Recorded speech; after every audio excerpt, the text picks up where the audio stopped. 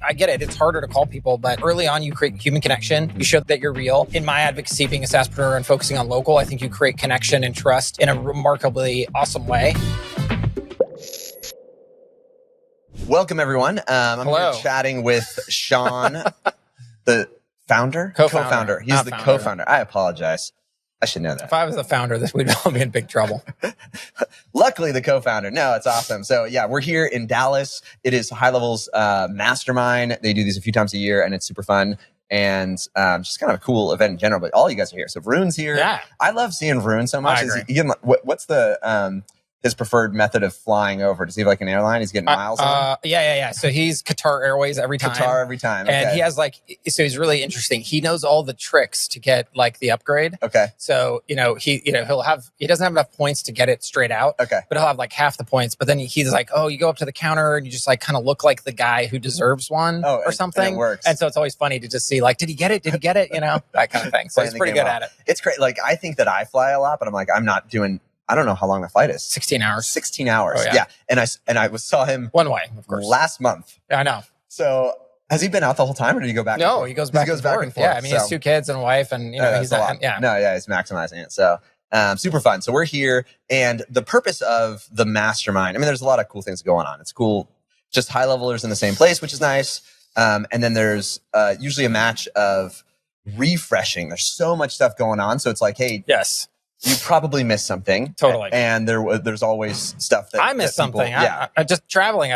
There's 6 announcements for 6 more features. The only one I got off in the airport today was the portal. And that's just because it was like, hey, everyone knows it's out. Everyone's asking about it. Could you please get the thing out? I'm like, okay, hold on. You have to sleuth the deep where I'm like, I know the team has gotten together. So it's like, cool, looks good. I'm going to check it out. There's an article. Awesome. Now we understand it. And now we can relay it there. Yep. But not everyone else is like, I have no idea what this is doing or what this is for. Totally. That was the fun part. It's like an Easter egg. Oh, that's exactly right. And of course, the affiliate management portal or part of it comes out with it that didn't exist before. No, exactly. Right. So the question, like, what is this for? And so you always get a piece of that where it's like, like in person, you pay attention a little bit more. Yep. And so the funny thing yesterday, the biggest one that people were stoked about was the tap to pay.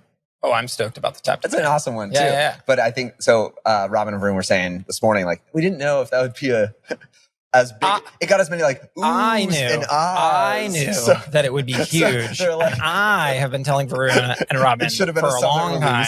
It should have been something. Varun, wink, wink, if you're listening to this. So they were like, maybe we should have made that a summit release. But here no, it's going to be huge. In fact, I double checked today. I said, now there's no way to turn it off, right? And they said, no, you can't. Yeah. And I'm like, good, excellent.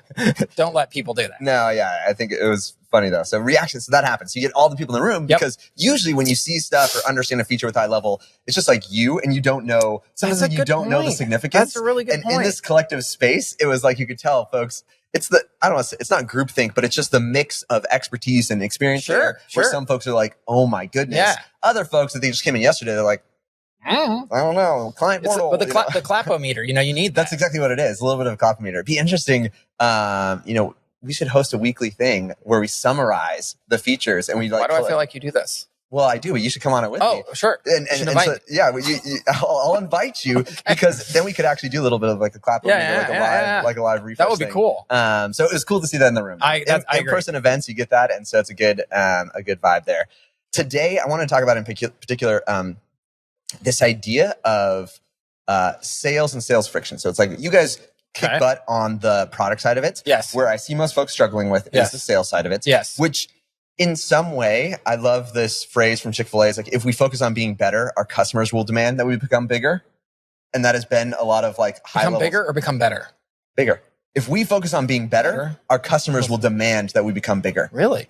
Yeah. I didn't know that. Okay. You didn't know that? I'm not even sure what it means. Okay. Well, think about this. You guys are so product focused. It's always like, we will just be better. Better. Yes. It can feel like probably like the sales just happen to you. Like people just come, people champion on behalf of you because you're like, all I do is focus on being better. Yeah. And our base just incidentally demands that we become bigger. Sure. I mean, maybe.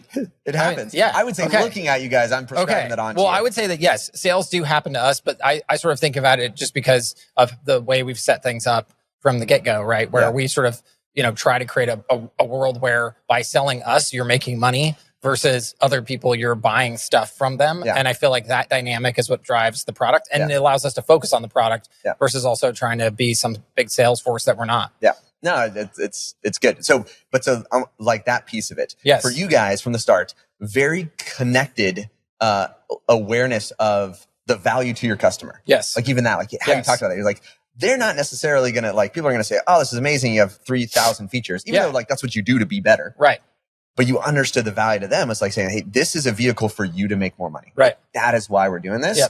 That little subtle aspect to your guys' positioning, the messaging, to all of that focus there makes it easier. And I don't think a lot of people catch that when they're trying to translate it for like going on behalf of the businesses. Yeah, true. So you've seen this. I love the story that you've told. I think it was HVAC up in Oregon. What was the well, just tell the story for folks. Okay, sure. Yeah. So I had a HVAC guy come do my house, and he was amazing, and he'd been recommended by a family friend, and I was just so impressed. And I went on Google to look him up, and he had like 12 reviews, and I was like, hey dude, your reviews look weak, and he's like, I know, but I don't know how to get more of them. And I sort of said, well, what if I had a piece of software that would help you get more? And he said, oh, that'd be great. How much? And I said, $300 a month. He's like, sold. And I didn't even know what I was doing. I was just like, I don't know. And he was like, great. And literally, I haven't, really spoken to him in the last 6 years, but he has, I don't know, 500, almost 600 reviews now. That's insane. And it was, it was like 2 trucks, and it was like 2 guys, him and one other guy,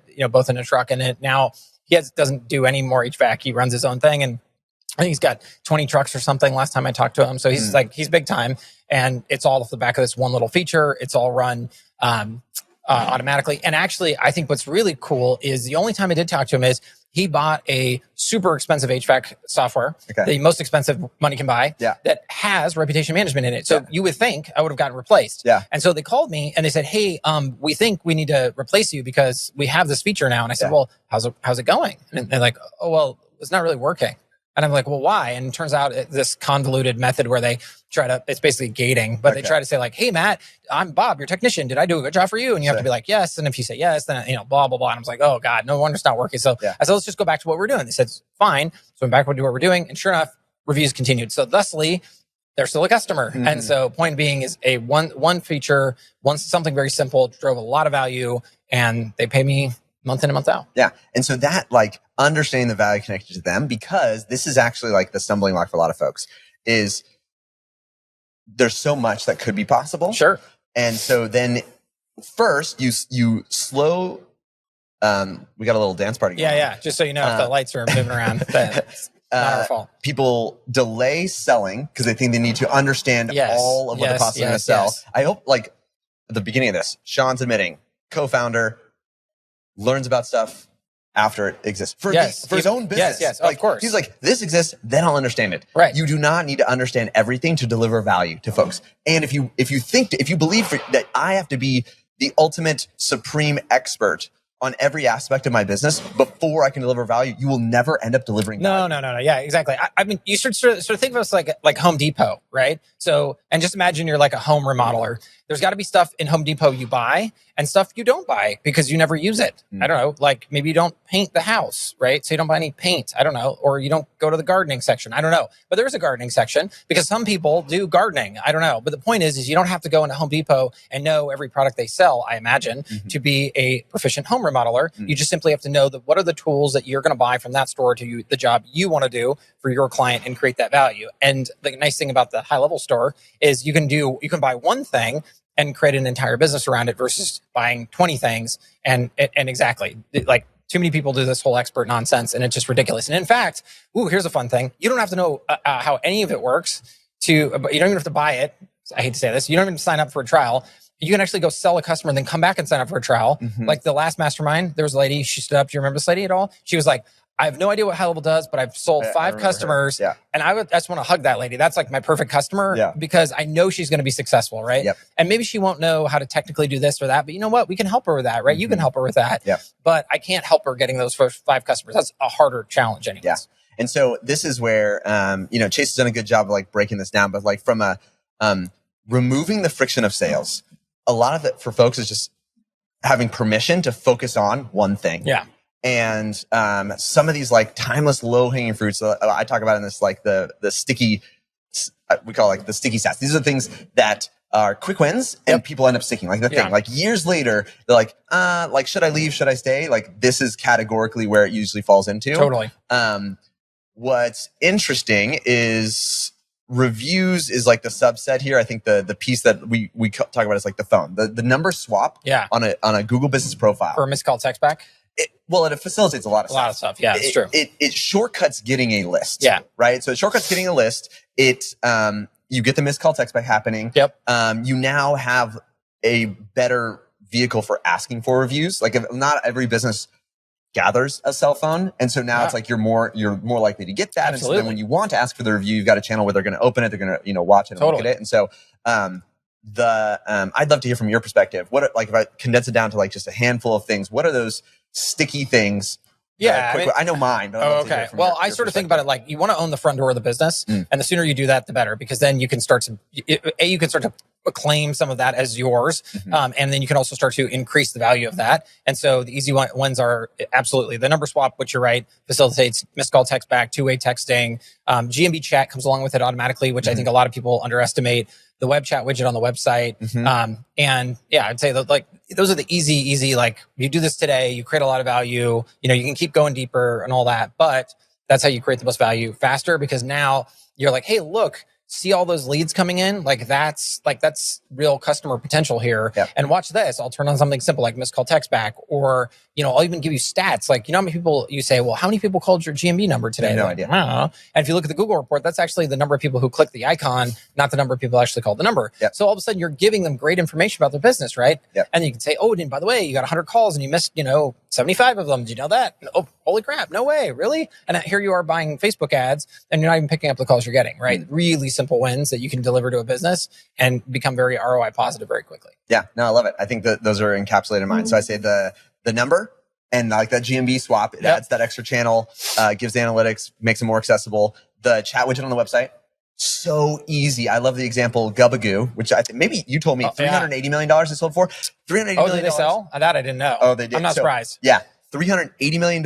And their value prop is chat widget on website, single vertical. Totally. Like that is it. That is $380 million. Yeah. Now the value, you pick a more valuable niche, you specialize in there and you do well, but like that's one niche example. Like it's waiting in prime for people to basically do. And the irony of that business model actually is it should be radically easier to do now than it was when they did it because of ChatGPT. Oh, 1,000%. Yeah, exactly. Now it's like now with the ability to like have that extra leverage and so accessible, it is, it's remarkable. This is interesting. I don't know if you've seen this stat. It was like 80% of people who've heard of ChatGPT or AI have not used it. Well, of course. And so this is, I tell folks, even that idea, the leverage of AI as a hook is critical. I think of like folks like Frank Kern who just skill and experience and somehow like forecasted like this is going to be my angle and just, somehow timed the market very, very well. But like everyone has that same possibility. Everyone has the same tools. And now I'd be like, technically from the 8 months ago when he launched, the tools are better. Yeah, right. Like much better. Wildly better. It is wildly better today than it was 8 months ago. And even more well-known, I'd say. Oh, and even more well-known. And so this is like that piece of it. So yeah, I said the phone, the chat widget in there. I like domains. Like when you connect their domain. And so one of the low-hanging fruits that we advocate for and it just becomes sticky for the customer is this idea of like social funnels. Usually they have a website. Sure. What they don't usually have is like a go.blah.com on their Instagram or on their Facebook page. Like a link tree? Link tree. That's the idea. Like these social funnels, these social landing pages. Yeah. I went to a restaurant the other day and they're like a fairly, reasonably well-known restaurant and their whole menu and everything was just a link tree. Yeah. And so like that use case from a stickiness factor, if like you can get a business like, hey, we don't need to change your website, but this is something you do not have. Oh, and the cool part is they QR coded it on the darn table. So it's not like it was some rando website nobody knew. It was like, hey, welcome to the restaurant. Scan that QR code, up pops the link tree. They were using that to run their whole business. I was like, wow, that's cool. But so like, the application is there. You have brands like that, like Linktree and these other, link in bio, they're doing the same thing, but it's in that category where the majority of folks that have interacted with it don't actually use it still. It's this weird disparity where you're like, how many people have seen a link in bio or something like that? And be like, the majority, but it's still elusive to the majority of businesses where they think of like, how do I do that? Seeing things and doing things are radically different. This is why there's such an opportunity, right? Because SaaSpreneurs have the ability to bridge that gap from, oh, hey, you've seen this, which allows them to like connect, right? Which is your whole point, like foot in the door. Now, let me show you how to do something with it that's interesting and useful. Cause you've, like you said, you haven't even used ChatGPT, or if you have, you probably went on their website and like talked to the bot or whatever, or ask it to write you a recipe and like, woo, whiz bang. But you didn't really translate it into business value. That's what a SaaSpreneur is all about. No, I love it.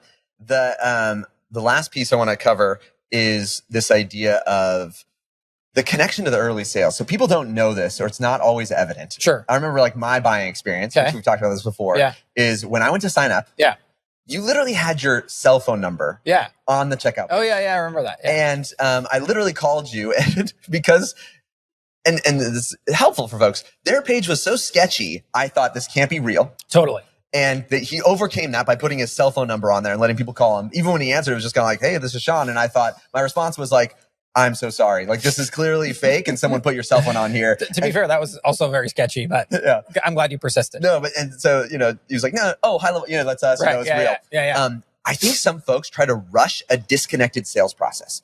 Even now, at the size that you guys have done, I think about this is like, there are things in business, you got to do the boring work or make sure someone does the boring work. Right now, when you guys bring on a customer, like just on that side, you try to make people as accessible as possible. Because we figured out that people make the difference between the win and the loss. That's so true. And so I think for folks, I think we envision a space where maybe like you're at or I'm at, or like we're not the ones. People aren't personally calling us when they want to buy our stuff. Sure. But there's someone accessible. Well, there has to be someone.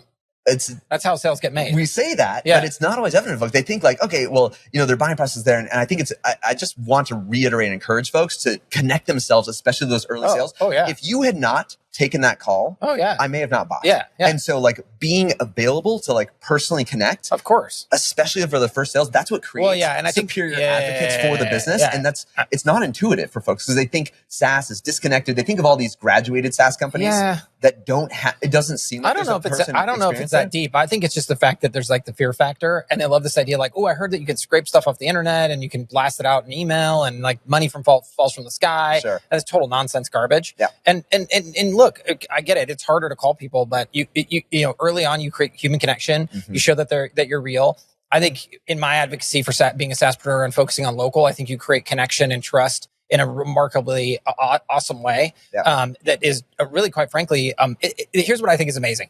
I've talked to thousands of agencies, and I've admittedly, let's say, talked to really super smart people who knew what they were doing. And I've talked to maybe less smart people who clearly had no clue what they were doing. But I will tell you, I talked to many a not so smart person who had no churn in their business because they were running a local digital agency and they had one notch of knowledge above their customer and they were local. And so they kept that trust and they sounded like an expert, and that was it. And they were irreplaceable. But it was that human connection that totally drove their whole business. And I think that has not changed. So, and I think for folks, that's like that little thing, to go back to your original story of like you selling an HVAC. All you said is automating reviews. Totally. Is a good thing to do. I have a solution that'll do this. This is native. It's non-complicated. It's built into HighLevel. It's easy. There's like a little, connect the Google business profile. It's one-time setup, evergreen output and effect that like, for that guy, let him go from 2 trucks to 20 trucks. And I'm sure everyone listening or hearing this here is thinking that's too simple. That's too simple. And I don't know how to like restate it again and again and again. It's like, let it be simple. Play an easier game, because sometimes it just takes those quick, easy wins that seems easy to us because like I've heard it a million times. Put into practice makes the difference between a guy who's struggling and feeling stressed out and feeling financially, pulled back in his HVAC business, and to someone who feels like, oh, I've got a level of freedom, a space and margin there, and that's possible. And we get to be the connectors there. Like HighLevel, the tool works. Oh yeah, absolutely. Like we just need to get out there and actually connect the people and sell. Totally. And you have to remember, all these people are really good at something, just not marketing, right? They're really good at like being an HVAC person. And he was, that's why I hired him, because he came up with a solution no one else had, and he was able to do it, and it worked perfectly, and it was amazing. And to this day, it still works. So he clearly did a good job, right? Like that's what he's good at. And he's focusing all his mental energy around that. So the things that we sort of take for granted is like easy and simple and whatever.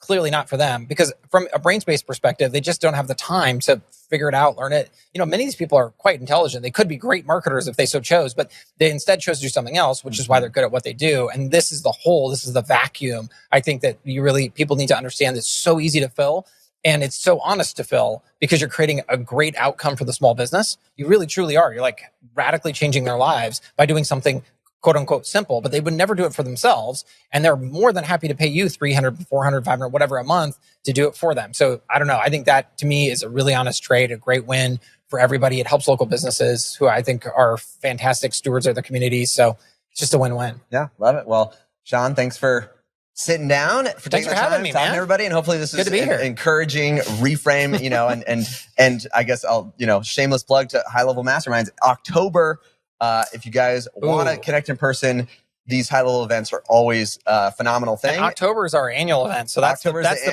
big show. And if you want to come early, I'm hosting the pre-party, and so you should definitely come early to the pre-party. Yeah, we're it's going to be an awesome time, and so look out for what's your guys's 23rd? I don't know. No, what's the website? Levelup.gohighlevel.com maybe. Level Up.